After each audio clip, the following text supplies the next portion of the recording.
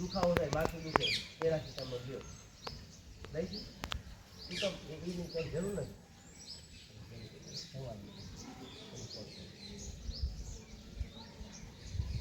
6 વાગ્યા પછી રોકાશે પૂછો 6 વાગ્યા પછી રોકાય તો લ્યો, પછી નહીં 7 વાગ્યા પછી રોકાય તો રોકાય તો પછી આપણે 6 વાગ્યાથી નીકળે એવું કરો.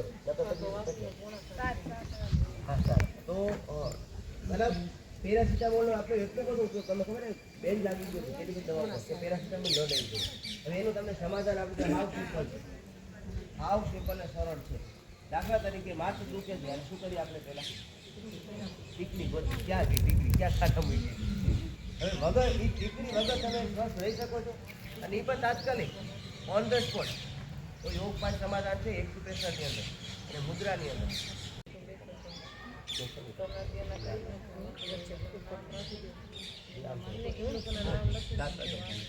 તો આ ટોપનો ભાગ છે. કેટલું દબાવવાનું? 2.5-3 સેકન્ડ દબાવો, છોડો, દબાવો, છોડો, દબાવો. એટલે 2.5 થી 3 મિનિટ સુધી દિવસની અંદર તમે 2 થી 3 વખત દબાવજો. આ ટોપવાળો ભાગ છે, સમજાઈ ગયું? આ એનો છે ને એ શું છે? માથાનો ભાગ છે. લાંબા સમયથી દુખે છે તો પહેલાં જુઓ કે તમે ઉજાગરા રીતે દુખે છે, તડકાને રીતે દુખે છે કે થોડું વગર આમ શરૂ કરતા વધારે ડિપ્રેશન. યોગ અગર જો કરશો તો સૌ રહેશો સદા યુવાન.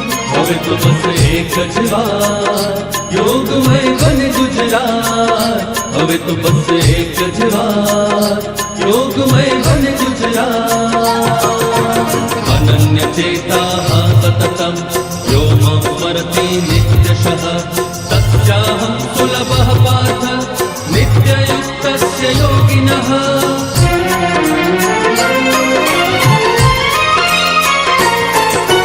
योग शक्ति थी श्रद्धा जन्मे आपो आप स्वयं मां. राष्ट्र चेतना चेतनवंती भाषे युवा हृदय मां.